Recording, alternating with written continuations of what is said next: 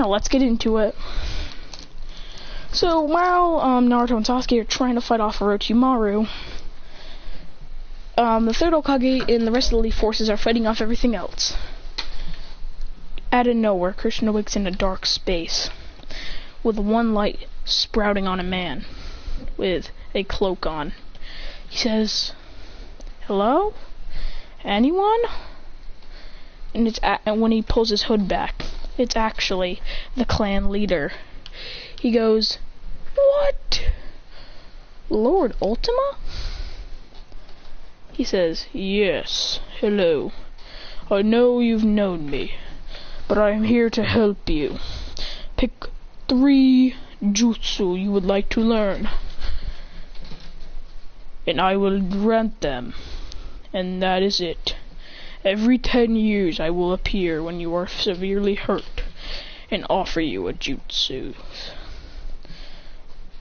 So, what is your first jutsu you would like to learn?" Christian says, "The Rasengan." He says, "Your wish has been granted. Now you can use the Rasengan. Try it out." He says, Rasengan!" And the Rasengan fits in his hand. He says, "Perfect." And he says, "What is your next?" He says, "Flying Raijin." He says, "Whoa, that's a decent one. Here you go." He puts his hand on his head and is given the Flying Raijin.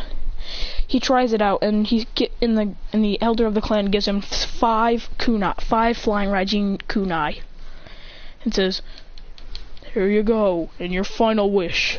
Choose wisely." He says, "I want Sage Mode. Toad Perfect Sage Mode." He says, "Are you sure? This is your final wish?" He says, "Yes." So immediately he says, "You can enter Perfect Sage Mode now. If you meditate, you can do it in the air, running, or sitting." He says, "Alright."